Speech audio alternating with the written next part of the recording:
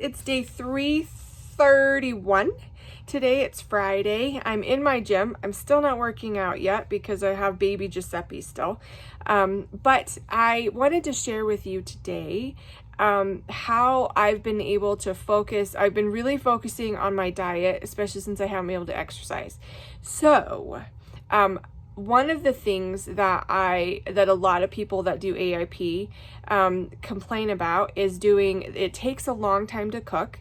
The food variety isn't that great. And when you do freezer, there's a lot of food boredom because you don't have a lot of time unless you usually are cooking like 2 or 3 things, just a handful of dishes at a time, and putting it in the freezer. So then you only have those things to choose from. And so food boredom, at least for me, was a huge issue because I noticed that's a big trigger for me to fall off the bandwagon, is only being able to have those 1 or 2 things always. And when you're freezer cooking, if it's just going to supplement what you're already cooking on a regular basis, that's fine. But if that's all you're eating, if that's your entire diet, and then that's when it becomes an issue. So I have figured out a system for me, and I figured out a way. I really, really love food, and I really love being creative with food. And I like, I'm very, moods and foods to me are go hand in hand. Like, we all have like these different kinds of cravings. We feel like I really want pizza today, or I want Chinese, or you have these different flavor options that you really like.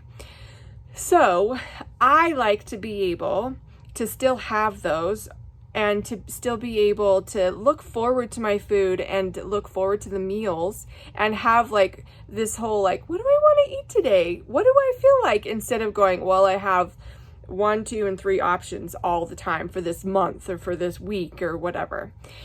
So this is how I've done it. And it's really, really, I've actually started looking forward to my meals.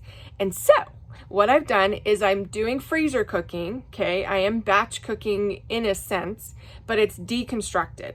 There are those things, there's a few things that I really, really like. Like I have my chicken and vegetable soup, and I have like a stir fry that I really like. And so sometimes if I have time, I'll cook a whole meal or a whole dish and freeze that.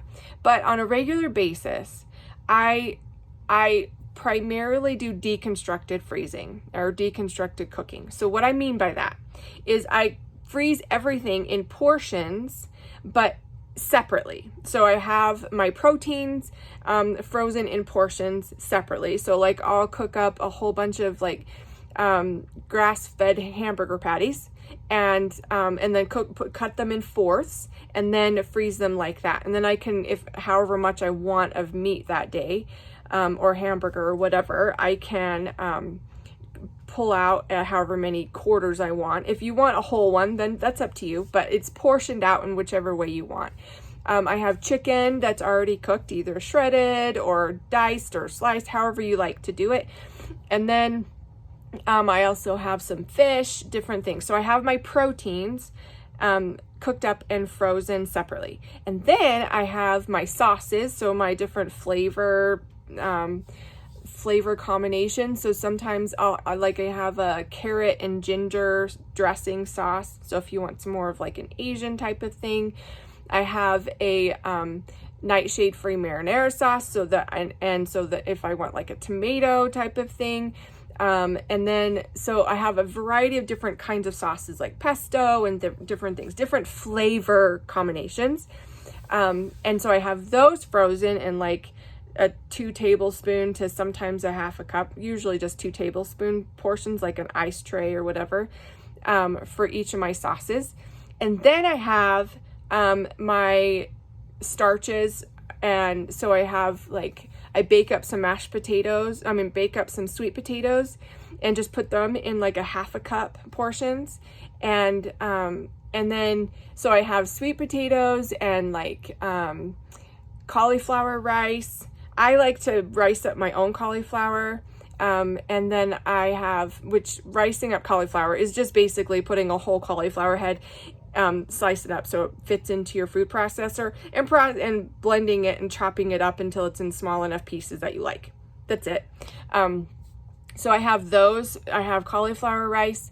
I do start to cook it. I cook it just a tiny bit, and then so that way when I'm thawing it, then it cooks up well.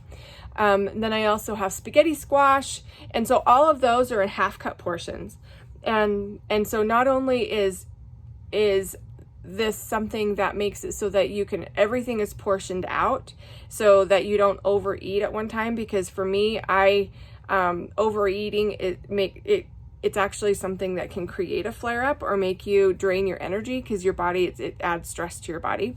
So anyways, so now I have all these things frozen in different things. They're deconstructed. I have all these meal options. Oh, and they also have tiger nut flour tortillas. I've tweaked and perfected this recipe that I really like. I'll be sharing it with you.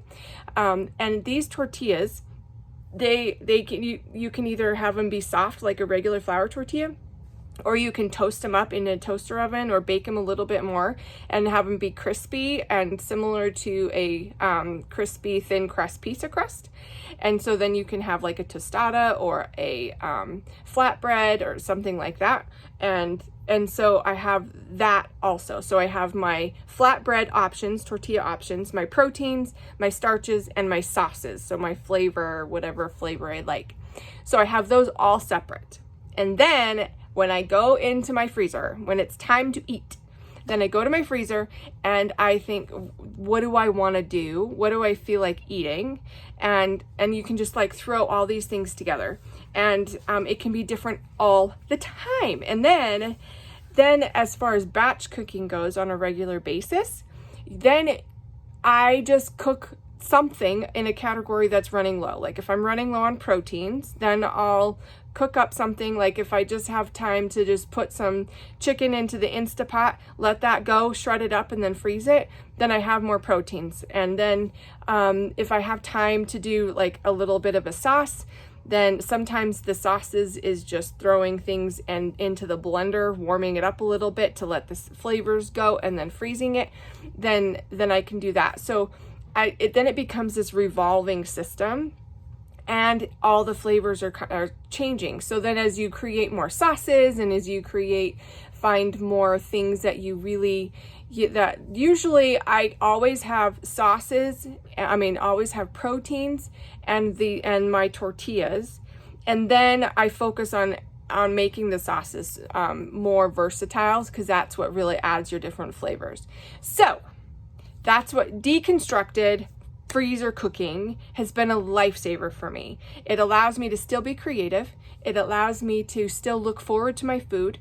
It gets rid of all